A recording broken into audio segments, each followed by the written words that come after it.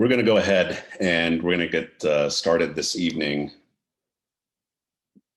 I first want to welcome everyone to our first CIMA event for 2021. We have more attendees joining us, and as they continue to make their way in, we're going to go ahead and kick things off.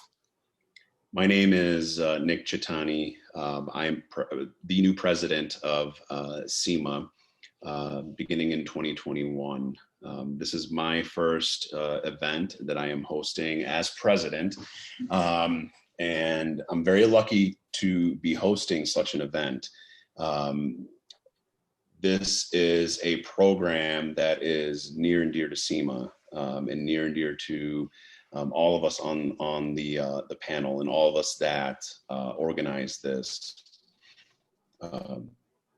Mentorship is such an integral part of anyone's career development. I have personally been in this industry for 16 years, and I have 4 mentors that I continue to engage with. When I was first starting in the industry about 15, 16 years ago, I did not seek out an opportunity to identify an organization like the Chicago Interactive Marketing Association, nor did I realize that there was opportunities to take advantage of mentorships. We're all in this together. And we are as motivated as ever to help guide the next generation of wonderful ad executives. Tonight we have an amazing agenda, and my colleague Carla will walk us through what that agenda is. And I hope you take a lot away from tonight. I feel like you're going to appreciate the content. We're going to hear from some people that participated in the program. We're going to hear from really an icon in the industry, Mr. Rishad Tobaccowala, who I've had the pleasure of working with, interacting with, and his advice is going to be nothing short of absolutely invaluable. This is the group of wonderful folks that put this committee together, organized the mentorship program, and built it from the ground up, culminating to the event tonight. We have my friend and colleague, Barb Stahl. She's the membership lead, vice president of membership. She's stepping into a new role at CIMA, and she's been working alongside Carla Wagner-Blanc, who is going to be emceeing our event for tonight. She's our mentorship program director. In addition, we have Amanda Kelly. She's an executive recruiter at Talentfoot. To all the mentees out there, she's somebody that you should probably get to know quite well between now and when you begin your careers in this industry. I myself have worked with Amanda and her colleagues at Talentfoot, and the impact that they've had on my career, as well as lots of other people that I know in the industry, has been certainly invaluable. And last but not least, our friend and colleague, Ariel. Ariel has been a pivotal part of this mentorship program, and I wanted to take a quick moment and extend our thanks and appreciation and gratitude to these 4 friends and colleagues of ours. Our collective ask as mentors, as CIMA directors, and as pillars in the advertising and marketing industry here in Chicago, is that tonight does not end the mentorship program that we have put in place between you and your mentor. The formalization of the meetings and everything that we've been working on to connect you to ends tonight. But we really hope that you continue to take advantage of seeking out mentorship, remaining in contact and in constant communication with your mentors. They are there to help you. And at the end of the day, I always want to make myself available to anyone out there as well. As I mentioned previously, this is very near and dear to me, and you'll learn as you progress in your career that one of the best things you could do is send the elevator back down. With that, I'm going to pass it over to Carla, who's going to take it from here. Thank you.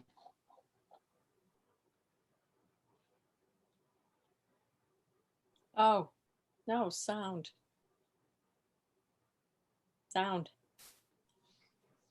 Sorry about that. Thanks, Nick. On behalf of the Mentorship Committee, congratulations again to all the mentees for taking this journey, and a huge thank you to all the mentors for their commitment of time and talent. I am a senior account director with Gamut Smart Media. We specialize in OTT, and we're proud to have sponsored the CIMA Mentorship Program. It's been a year filled with obstacles and uncertainty. We've actually had some students having to stay home. We've got one in Germany right now signing on, so we've officially gone international. But one thing we do know that we've needed each other now more than ever to navigate and grow, both personally and professionally. So let's take a look at the agenda for the hour. First off, we'll take a look back at our journey and where to go from here. We'll hear from a mentor-mentee pair who's going to share their experience with us. And I'll also provide a little feedback on the mid-program survey you completed. Thank you again for doing that. And then we're honored to have globally renowned speaker Rishad Tobaccowala share 12 career lessons with us. Rishad recently published his book, Restoring the Soul of Business, Staying Human in the Age of Data, and also authors a great blog. It comes out on Sundays. It's a reinventing blog, and we're super excited to hear his wisdom tonight. To wrap up the program, several next step opportunities will be outlined for you to continue on a future successful path. Lastly, we'll address any questions, so please feel free to enter those in the chat. Ariel's going to be monitoring those. If we don't have time to answer them tonight, we'll surely do a follow-up via email. And if you recall from our first launch meeting together, we kicked it off with a portion of a speech from Denzel Washington. He talked about consistency, perseverance, and when we fall, because we all do in our path to growing, when we do fall, to fall forward. Here's a clip of his ending words from that same speech. Because risk is not just about going for a job.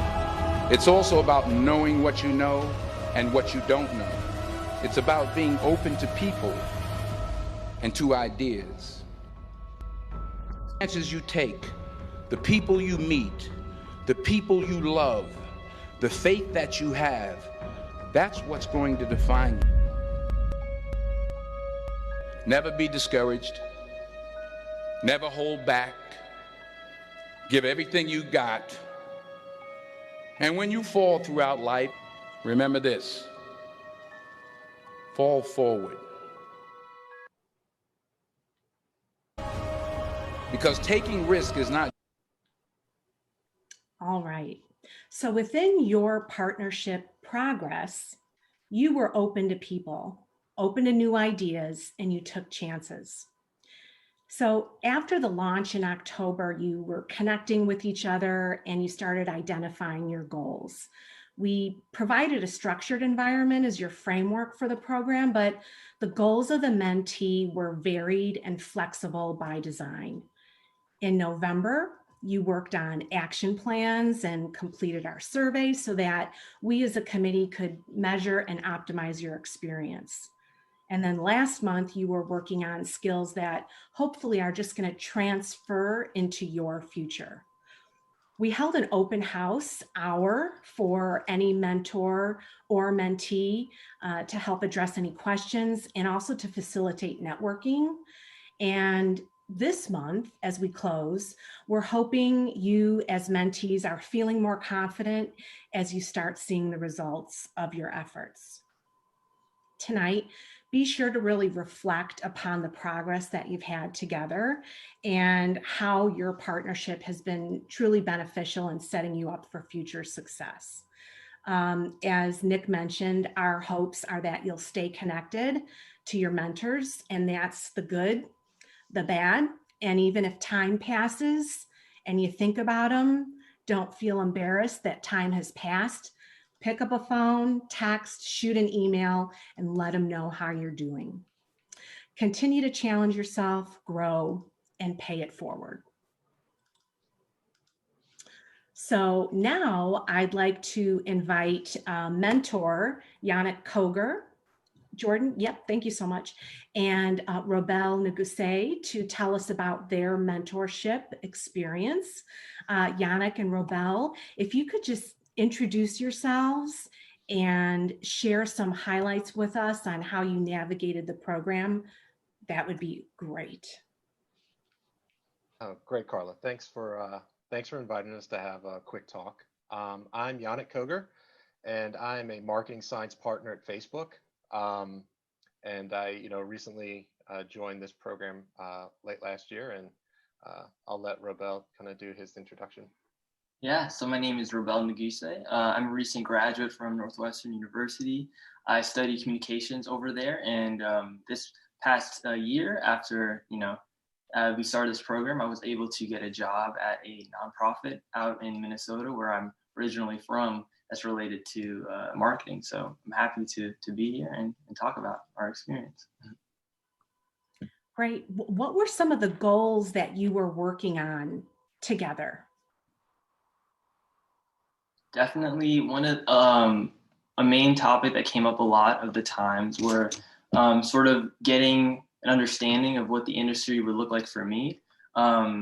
Since I'm very interested in multimedia and the creative side to marketing, he gave me a lot of direction on being intentional with the positions and opportunities I was looking for and making the most of the opportunities that were right in front of me. So we spoke a lot about just developing skills that would be long lasting for a career that I was hoping to see for myself. Yeah, that's one for sure. Yeah, and on the mentorship side, I think I was just trying not to mess it up, because I'm kind of new to mentorship, and I just wanted to have a positive impact on a young adult kind of coming in this industry. Coming from a small town in Virginia and landing at a company like Facebook and doing analytics, I just know how important it is to try to share positive experiences with people of all we've went through. So I was just trying to not mess it up and do a good job. Awesome. Great. I'll say that. Were there any hurdles that you overcame? I mean, obviously we had COVID to deal with and being virtual, but was there anything else that you were just working through or any additional goals that you could share with us and any benefits of the program that you will take with you moving forward? Yeah, absolutely. I would definitely say having a mentor after graduating school was just perfect to get me in the right mindset and see myself as a professional before I really started my career. So definitely during the interviewing process, which was kind of long for me throughout the year, or throughout the summer, I should say.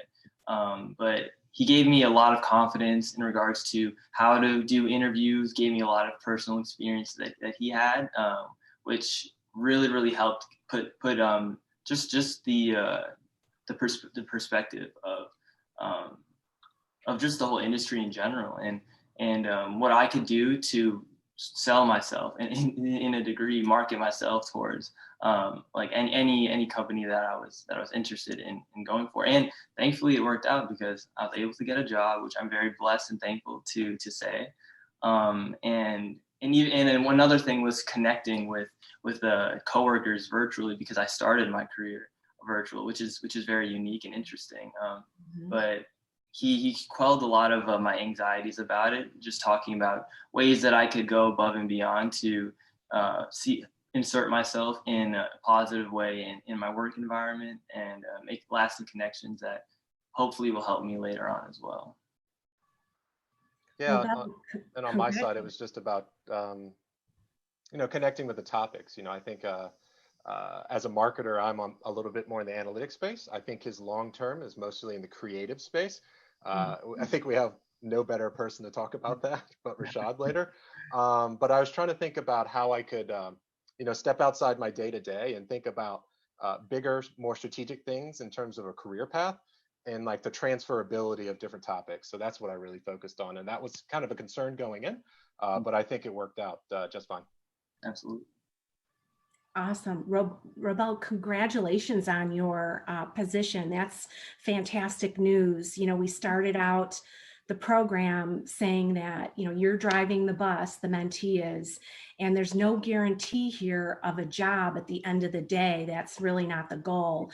And it sounds like you, along the way, we're leaning on your mentor, leaning on Yannick, and it produced some really good results for you. So congratulations. And have you talked about how you're going to stay connected after tonight? Oh, well, thank you. Thank you first and foremost for that.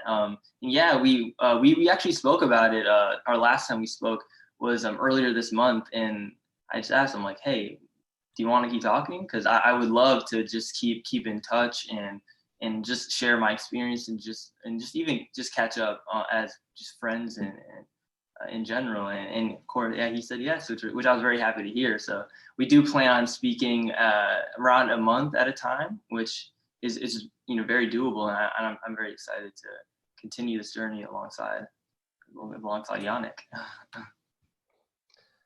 Yeah, I think we've discussed it, and like you mentioned, I think it's just a nice experience. I really appreciate everything that you all did to set up the right structure and framework. So I would fall forward into mentorship, I guess, even if I did fall. But I think everything you created here is fantastic for young individuals trying to get into digital marketing.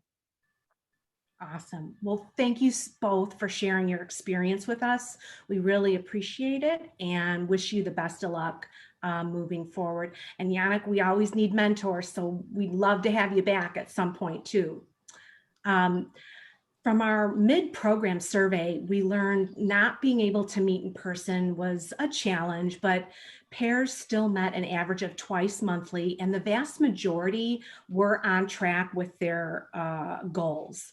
Some of the goals included updating your resumes, online profile updates, excelling in interviews. So we heard a lot of mock interview sessions were occurring, how to perfect your cover letter. And then even some mentees were still struggling with their career paths. So they were working with their mentors on that. Our committee is going to continue to evolve the program. We're going to provide more pre-program directional assistance to mentors. And we also heard that mentors wanted to talk to other mentors and mentees wanted to talk to other mentees. So we've got ways to enable that communication, and we're excited to set that up for the future. It's also going to help mentors in their own exchanges as they navigate through their careers too, which brings us to the perfect time to learn valuable career lessons from a great mentor to many. Rishad Tobaccowala is a senior advisor to the Publicis Groupe. He spent his entire career there, most recently serving as the Chief Growth Officer and Chief Strategist of the group. Rishad was named by Business Week as one of the top business leaders for his pioneering innovation, and Time Magazine dubbed him one of 5 marketing innovators. He is in the Ad Age Interactive Hall of Fame. He's received a Lifetime Achievement Silver Medal Award from the Chicago Ad Federation. And we told you he's an author of a new book. That book helps people think, feel, and see differently about how to grow their companies, their teams, and themselves to remain relevant in transformational times, which we're all going through. Rishad is also the chairman of the Tobaccowala Foundation, which helps 10,000 people in India gain better healthcare and education. Rishad has a BS in mathematics from the University of Bombay and an MBA from the Booth School of Business at the University of Chicago. Welcome, Rishad. Thank you very much. And thank you for inviting me. And thank you for everyone who is attending today. So I'm going to speak for the next 25 to 30 minutes on something that is very important to me and hopefully important to you. And I truly believe that we are living in very transformational times where organizations, society, industry, and people are facing both amazing challenges as well as potentially great opportunities. And to me, centrally, after a 4-decade career, I believe that change at its heart is about people. That if people change and people grow, then companies change and companies grow. That yes, a strategy is important. I was the chief strategist of an 80,000 person company. Yes, M&A is important. I work closely with our management, of which I was part of in major billion-dollar deals. And yes, communicating what you're trying to do is important. But even more important than all of that, or all of those are interesting but not enough, is how do people adapt, evolve, grow, and learn? Because companies where the people adapt, grow, and learn are the companies that eventually succeed. And therefore, for me, if there is one thing that is important, it's people and talent, which is why I grab every opportunity to have the opportunity to speak to people like you all, because not only are you the future, but in many ways, you are going to make the future. So you're not just the future because you all are younger in your career, and therefore you have more future ahead than many other folks. But it's because you are not just going to be hanging around, you're going to actually forge the new future. With that being said, a few years ago, 3-4 years ago, when I finished 35 years of work, I decided to write something on what I had learned over 35 years, which I called very simply 12 career lessons. And then about 2-3 months ago, another 5 years had passed, and I had continued to work, and then I had evolved into a new role where now I'm an advisor to the company I worked with, and a author and speaker and general different career 2.0 perspective. So I took the last 5 years, added to the first 35 years, and updated my 12 career lessons, if that makes sense. And in effect, what basically happened is that particular piece, which I will send a link to you, has been read in the last 6 or 7 weeks about 45,000 times. Because a lot of people who are young as well as middle of their career and older have said, I wish I knew this earlier in my career. So what I'd like to share with you is things that I wish I knew earlier in my career. And the good news is, while I cannot time travel myself, I can time travel virtually through you all. So here is what I've learned. These are my 12 career lessons. You do not have to worry about taking notes, because at the end of this, I will send this link to you so you have it all. So you can just listen to me and then you'll have it all in writing, and you'll be fine. So let's start with, I'm going to talk about a long career. So the first thing I want to talk to you all about is when you come out of school and when you start working, be aware that you are going to basically be working for 40 to 50 years. And most people don't tell you that. And you're in your 20s, usually early 20s. And when someone basically says you're going to be working for 2.5 times all the times you have lived already, you basically don't understand that stretch of time and you think that's ridiculous. At the very same time, we are surrounded by media which feeds attention deficit disorder, which means every 15 minutes, if we don't get some new stimuli, or in some cases every 30 seconds, if we don't get any new stimuli, we don't understand what's happening. And so when we are living in a world where everything's happening in minutes, days, weeks, and quarters, for someone to basically say, think about your career as 4 or 5 decades, you basically think, you have heard wrong, or the speaker has drunk too much beer.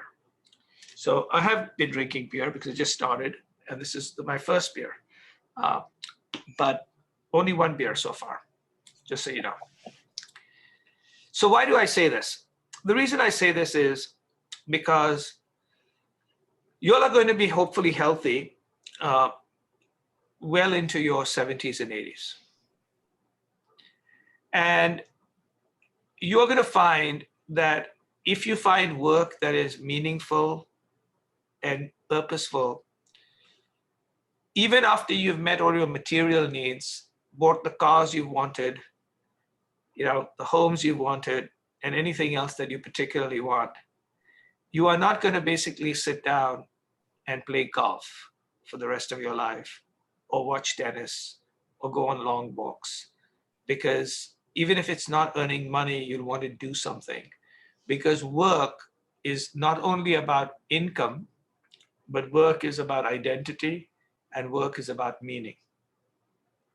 And therefore, you are going to work for 5 decades. You might decide in the last 2 decades, you are not even going to charge for what you work, but you will work. So that's the first thing. And as a result, when you start your first job, either you all have got your first job or are going to be hunting for a first job in potentially a tough environment, my advice is to find the least sucky job you can get. That's my first perspective. Find the least sucky job you can get.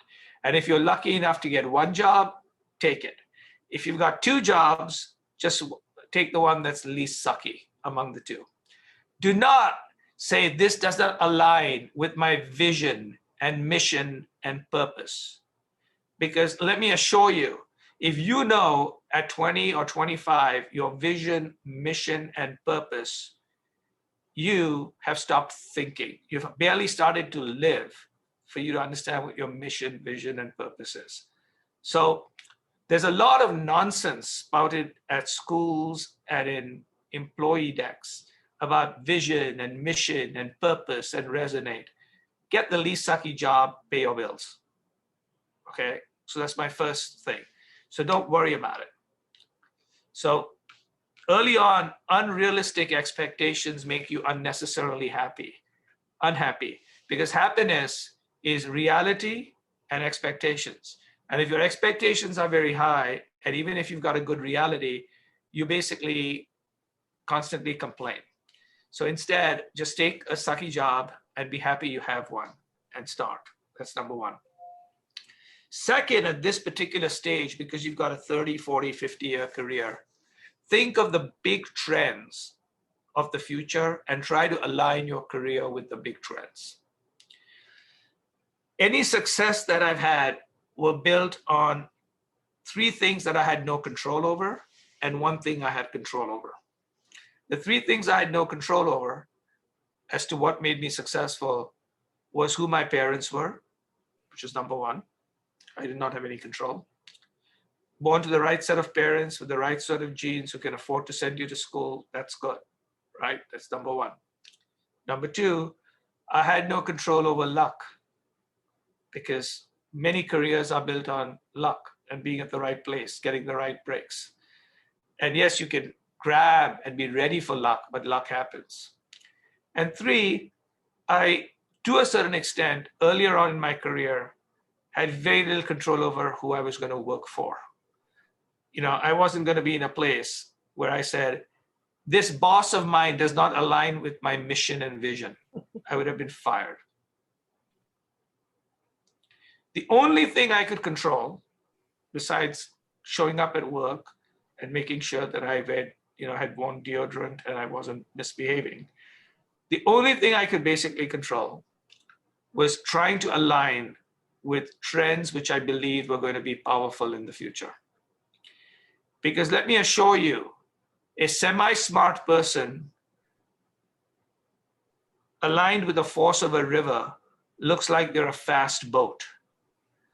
A very smart person working against the trend of a river falls over the waterfall or whatever.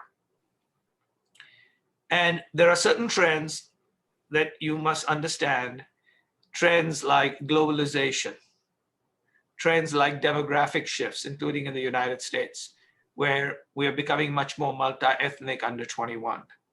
We're growing older. 10,000 people are turning 60 every day. And the people over 60 control 60% of the wealth. The fact that people in the rural areas have a very different mindset than the people in the urban areas. Those things have shifts, and think about it. But if you're planning your future, which is not global, which does not understand that we're going to be living in a multi-ethnic society, I don't call it Caucasian minority, Caucasian majority, I just call it multi-ethnic society. And then you are unlikely to succeed, because the future and change is like gravity. It doesn't care whether you accept it or not. If you jump out of the window, it will kill you, period, over and out. Okay? So I often tell people, if there are certain forces, you can yell and you can scream, but the forces will continue. So if you want to achieve your dreams, align with forces. So you have to make sure that the trend is your friend. That's my second point. Least suck a job, trend is your friend. The third was my first point, which is plan and make decisions over a long horizon. Try to stay in a job if you can, for 3 years. Do not make career decisions on what happened in the last 3 days. Do not make career decisions because someone got promoted and therefore you are pissed, or you had a bad series of meetings, or your particular boss is an idiot. As long as the boss, now obviously if the boss does anything sexist or racist, get them fired. But some people are just stupid people. They don't do any of those things. They just are stupid, right? And or they just are chemically imbalanced compared to what you are. That doesn't mean you run away. You just think about Queen Elizabeth I, who said, time dissolves more problems than man solves. And in my career, there were months and months where I was either in a situation where my client or my boss or my environment was not very nice. And my thought was, I'm going to wait these idiots out. And in 3-4 months, if those people are idiots, they're going to anyway self-explode and self-destroy themselves. So don't run. Think in 3-year terms. And the reason for 3-year terms is 3 years means you will have at least 15 3-year careers. And many people are very suspicious of people who continuously are at places for 1 year, 18 months, and 24 months, because the signal it sends is that it didn't work out, or that you will come and join us for 16, 18, or 24 months. And when people train people, the worst thing is having someone come in and then leave after 6, 18, 24 months. So try to stay. I'm not saying every time you're able to stay, but try to stay for at least 3 years. Now, some people like me are ultimate losers. We couldn't get a job anywhere, so we stayed in the same goddamn place for 38 years. Okay, but you know, even if you look at my 38-year resume, it looks like for the last 28, I was shifting jobs every 3-4 years, but within a company. And I would actually encourage people, if you can, to do new things, if possible within a company, if not somewhere else, every 3 to 5 years, not every 1 to 2 years. And don't do the same thing for more than 5 years, because the world is changing and you need to develop new skills. I'm not saying don't stay in the same company for more than 5 years, but don't do the same thing. Ideally every 3 to 5 years. So that's the third. The fourth is this. The best jobs in the world, and I had many of them, make no mistake, I had probably some of the best jobs in the world, are only good 70% of the time. 30% of the time, they're not particularly pleasant. That's why they pay you. If you were having a job that was 100% joy, they wouldn't pay you. I currently have a job which is 100% joy. My company doesn't pay me like what they paid me before as I'm an advisor, because I've said, I don't want clients, I don't want bosses, and I don't want any employees. So they say, okay, thank you very much. Now you can do this, but that doesn't mean you can do that. So I gave up the 30% that I don't like, but I was in a position where I gave up a lot of other things. Most people in their careers can't do that, especially early on for the first 10, 15 years. So if you have a bad day, go for a walk, you know, exercise, talk to somebody, or do what I do. I've not had a bad day, but every day I have a beer or two and say, okay, that's the day. It's done. So think about it that way. And the last one is this. I'll give you 2 versions of it. So when my daughters were growing up, they're now 30 and 33, and they both work and live in Manhattan. When they were growing up, the one piece of advice I gave them was, do not live in other people's minds. And they said, what are you talking about? So I said, you know, all of you are under lots of peer pressure. And because you're under peer pressure, you're trying to impress somebody else, which is you're living in someone else's mind. It might be nice to impress yourself. And if you want to live in someone else's mind, why don't you live in your mom's mind and try to impress her versus, you know, impress your peers and impress other people. The version of that, which is more applicable, is compete against yourself and not with others. Don't compete with other people, compete with yourself, which is ask yourself a very simple question. What can I do today to be better than where I was yesterday? Or what can I do this week to be better than where I was last week? If you do that, 2 things happen. You actually improve. Competing with other people, you don't necessarily improve. But the second is, in a connected world where collaboration and relationships matter, by not competing with other people, you don't have to do like soap operas and all kinds of like stupid things, which eventually is undercutting other people and not really being very successful. But if you keep improving every day, you'll just be successful. And it doesn't mean they can't be successful. You can be successful and they can be successful. But if you keep improving, and the reality of it is most people don't compete against themselves, they basically compete against some idealistic thing in someone else's mind, or they compete with other people. And that doesn't make any sense. So my early career advice are these 5 points. Find the least sucky job you can basically get as you start. Try to find industries where the trend is your friend. Don't join typewriting companies. Don't join a movie cinema company. I'm not saying there won't be typewriters in movie cinemas, but I don't think they're going to be growth industries, to a certain extent. Third is, do not plan and make decisions over short periods. Think about long periods. Recognize that if your job sucks a third of the time, good, you're getting paid for something. And the last is compete against yourself and not with others. Those are my early career advice, where I've spent most of my time, because most of you are in your early career. But let me look ahead and give you some advice for a little later in your career, which is your middle or late, early to middle. So this one will astonish you. And in fact, now I'm starting to put it in early career because of what we're seeing around us. Regardless of where you work, I want you all to basically believe that you are a company of one. You're a company of one. And what do I mean by that? If you're a company of one, you are in charge. You are your HR department and your education department. You have to improve and build in new skill sets. Don't say, my company didn't provide me with training. Who the hell cares? You go find ways to get the right training, right?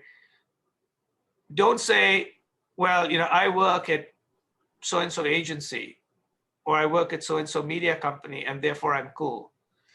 Well, two things.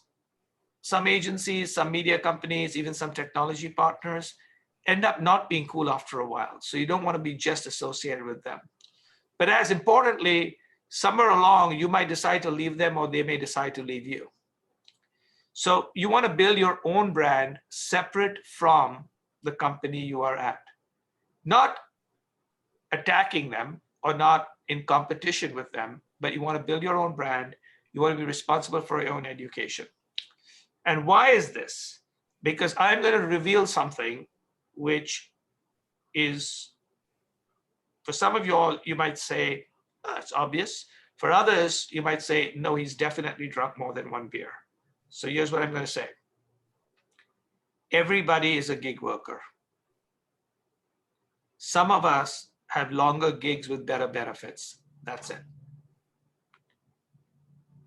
And especially post-COVID, companies are looking for flexibility, and they're going to find it because they can get employees from anywhere in the world. Number one.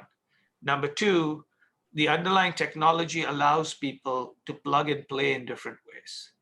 So there is a piece I've written, which I'll also share with you, called The Future of Work, where I build a case why everybody is a gig worker, which is why it's very important for you to plan your career like a company of one, which includes building your brand. And building your brand does not have to come at the expense of other people you work with or the company you work at. I built my brand remaining extremely loyal for 15 to 20 years when I had a brand with the company I worked at. In fact, I don't think I would have built my brand without the help of my company. And today, the reason I still work with my company is so people will ask me, what's your relationship with Publicis? I say, I like them and they like me. I don't have a Martin Sorrell problem. Okay, which is important because I don't think I would have arrived here without them. On the other hand, I add a little bit of like pixie dust to them, so they like me still being associated with them. So building a brand doesn't have to come at the expense of other people or your company. It's not a selfish thing. But you need to build a brand because you've got to recognize that your resume is not what is on your hard drive. It is not on your LinkedIn page. It's the first page on Google. Over and out. That's what people first look at. Obviously, they look at LinkedIn, they look at anything, but everyone will go and say, let me check out this person on Google. So you want to make sure that you try to control that first page, and there are ways of doing it, which I will sort of share in a few seconds. Later on in your career, when you have a little bit more control, these are the things that matter. So this is probably 10, 15 years into your career. try to now select your boss, because now who you work for can make all the difference in the world. One of the reasons I succeeded is I worked for these two guys called Jack Clues and Maurice Levy. If I hadn't worked for the two of them, I don't think I would have succeeded. And I hung on to them for 25 years till both of them retired on me, right? If you can find the right boss, just say, I'm going to work with you, boss. It doesn't matter what you call me, peon, chief strategist, whatever it is. Good bosses build amazing people around them. So that's the thing. And you can, when you're 10, 15 years, you can actually select your bosses. You can't do it early on. The second one is to find a fit. Now you know what you're good at. You now know your purpose and meaning and values. Not when you were like, 2-3 years out of school. Now with a decade or 15 years, now you got it. And then you might say, but it's too late. No, because you've got 35 years more ahead of you. It's 10, 15 years is nothing. It's less than a third of your career. But now you have a feeling, this is what I'm good at. Because early on you're experimenting. You don't know what you're good at. You don't really know what you're good at, because you got to figure it out. And as I said, you got to build your brand. Then at the very end of your career, you want to do two or three things. The first is you got to start unlearning some of the stuff you've learned. The worst thing I can hear among people of my age, or let's say expertise without it being ageist, but let's say with experience, is we used to do it like this. And in those days, it was so good. Give it a break. We're not living in those days. And maybe one of the reasons is I don't like many of those days. I'll tell you what I used to have to do in those days. I had to basically work at 7 o'clock in the evening in order to basically get long distance rates that were affordable enough so I could sign online to a DEX machine, because I was not allowed before because the rates were very high. For those who remember, long distance rates only started going down after 7 o'clock and after 11 o'clock in the night. And I had to work there because that was what we had to do. I had to basically make photostats and then go running down and boards and go down to and FedEx them, because there was no email and there was no anything else. I don't understand what these good old days are about. These good old days are all the good shit without any of the bad shit. That's what the good old days are. But you have to remember there's a bad shit too and just not good shit. So you have to learn new things. So, give you an example. I was almost 50 and I was CEOs of companies and presidents of companies. I fooled people. I was that senior.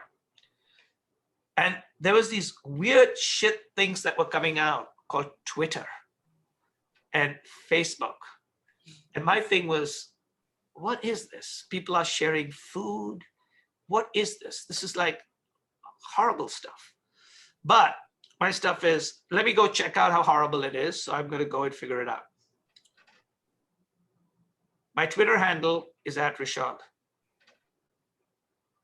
When, AOL was there and it was Yahoo Mail and someone like Google said they're going into mail, people said, that's not going to be anything. I said, let me check it out.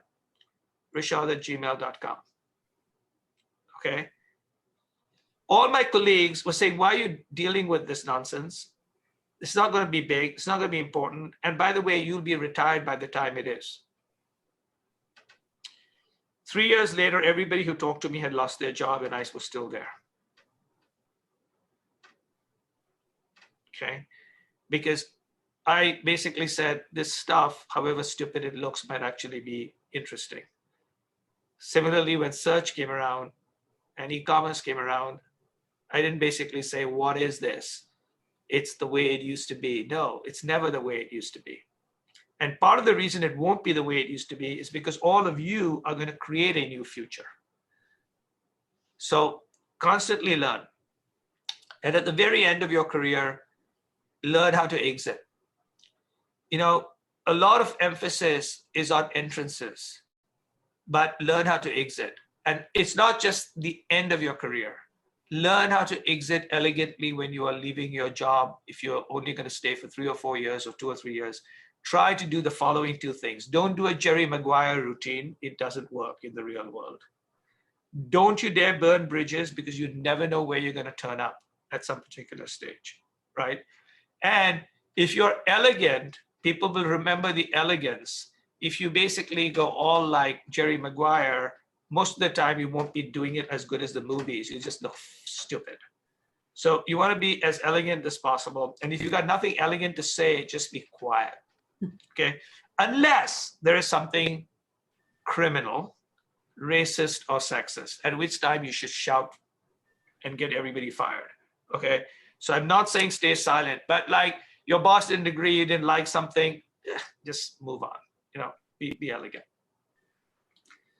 And the last one is always, and this I kept for the end of the career, but now I'm beginning to think you need to do it all the time, which is why I so appreciated the previous conversation. Whether it's pay it forward or send the elevator down, your brand are actually two things. It's your resume, it's what appears on the first page of Google, and what people say about you when you're not in the room. And that is built completely on whether you have integrity, trust, and whether you help other people. So you can have a fantastic first page of Google, but you are a terrible person. You may find you don't get a job. Because as time goes on, people ask people about other things. And you know what people remember? Is they remember who helped them early in their career. They remember who helped them when they were between jobs and didn't find a job. They will remember who helped them when they couldn't help that person at all. And you do that, and you learn new things and do a little bit of blogging and LinkedIn and other things to manage your first page, you will always succeed. So I will leave you finally, and I'm now exactly out of time, with where you can find what I just told you and a lot of other stuff for free. As a starving author, you can go buy my book. If you're willing to wait, it's pretty cheap. There are times on Amazon where you just put in Rishad and it shows up. You can get the book for like $7 or $8 if you're willing to wait for 2 weeks. If you've got Amazon Prime, it's about $11. Don't have to buy that. You're a students. It's really good, but don't have to buy that. Let me give you the free version. Not of the book. The book is different, but some of the free version. Go to rishad.substack.com. That's RISHAD.substack.com. And put in your email. And every Sunday you'll hear from me, but you'll also now see all the archives. In the archives, I've been doing this for 23 weeks because I wanted to learn Substack. And as a result, I've basically built a readership of about 20,000 people a week globally, including 50 CEOs and 500 CMOs, and hundreds or thousands of students. So I write every week about some things. 9 weeks ago, I wrote 12 career lessons, so you can find it there. 2 weeks ago, I wrote 8 management lessons. This week, I wrote about how art and technology are intertwined. I've written about jazz music and why jazz music is the way companies should work, because it's about improvisation versus having a classical conductor telling you what to do. I've written about poetry, and I've basically written about the future of work and the big changes that are going to take place in the world.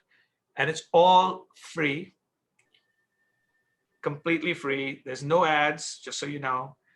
There's no taking your stuff. There's no affiliate marketing. It's just pure giving back. So rishad.substack.com. You can share it with your organizations. You can share it with whomever you want. Thank you for your time.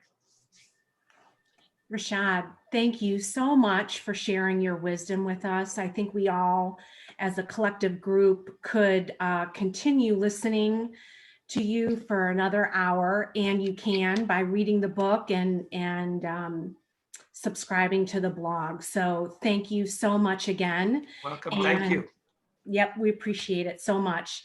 As we look forward to next steps in helping you all in your career journeys, Amanda Kelly, who did our mentor-mentee matching, is going to kick us off with some great opportunities and resources. So stay with us here. We've just got a few more things to convey. Amanda. Thank you, Carla. And thank you to all of us, to all of you for joining us this year. It's been so great to be a part of this. And as you may know, I'm an executive recruiter at TalentFoot, and we specialize in digital marketing, sales, and technology recruitment. So basically, I help find the least sucky job for you. But really, you know, we study the market and have a lot of firsthand insight that we can share with you. And so this year, we're excited to partner with CIMA to kick off an event for how to evolve that job search strategy for 2021.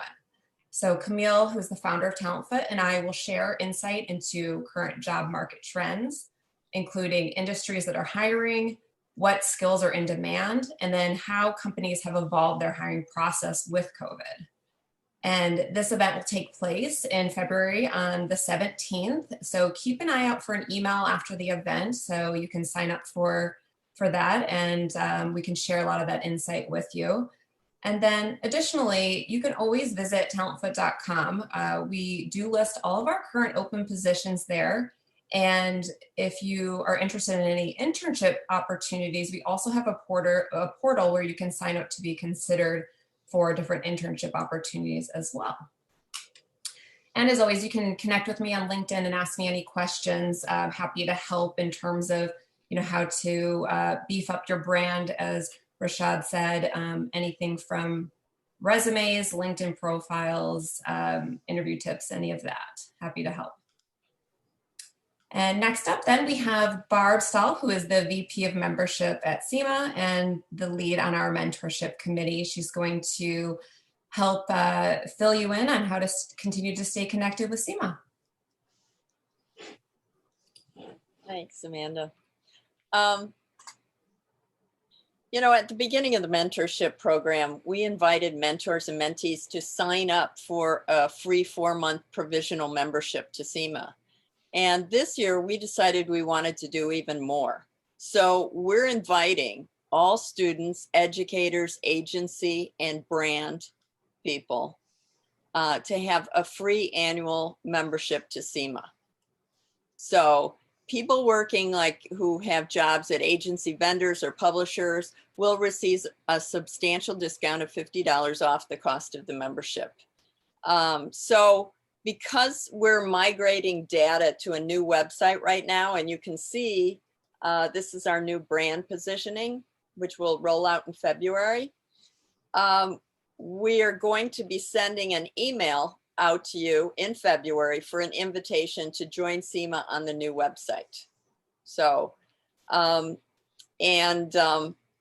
existing memberships will be extended if there's going to be a gap between that and the email. So don't worry, we've got you covered.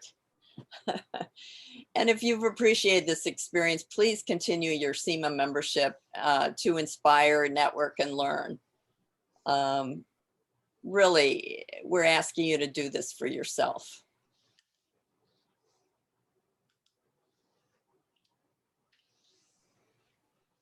And, you know, we just wanted to put together a little checklist of things for you to take for the next steps. So obviously joining CIMA to expand your network with digital marketing and advertising professionals is a great first step. But we want you to register for the free February 17th career event with TalentFoot. We want you to register for General Assembly's free career camp. They've got a career camp next week with 26 free workshops on how to help you prepare for your job hunt, build your professional brand.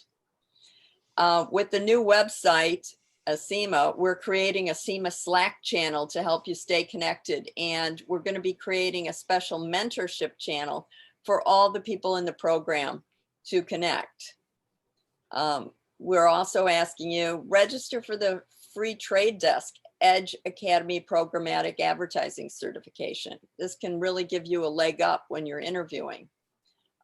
We have several educational partners review and register for free discounted courses at Athenium Collective, which specializes in digital marketing, and General Assembly, which specializes in tech, marketing, and career courses. And CIMA members earn a special 25% off. If you want to be a thought leader, there's no one better than to follow Rishad. So please register for his weekly newsletter or buy his book, Restoring the Soul of Business, Staying Human in the Age of Data. And we encourage you to volunteer at CIMA too. We'd like to start a CIMA Young Professional program for students and professionals under 30. So help us create that program that meets the needs of students and young professionals for a long time. But most important, we ask you to stay connected. Stay connected to your mentor, to your network, to your university, to CIMA, and good things will happen. We're going to be sending you a follow-up email with all the details of what I just mentioned, the links and things like that in one place, so you can register very easily. And lastly, we want to thank you. You know, it's really important to stop and thank the people who make a difference in our lives. And we want to thank everyone, all the mentors, for listening, for your guidance, for your inspiration, for your encouragement, for being there through the thick and the thin, and for being a mentor to me. So we hope you enjoyed your mentoring journey.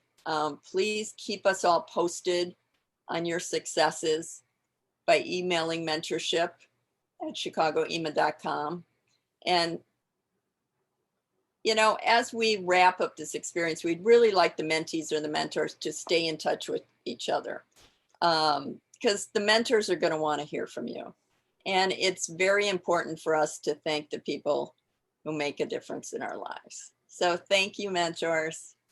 And thank you, CIMA team. We've really enjoyed this experience with you. Oh, and now we have questions. Ariel? I actually don't have any questions that came in, but if anyone has any, this would be a good time to ask. I did see something come through chat. There was a question if we were recording the presentation, if we were going to share that, and we absolutely will.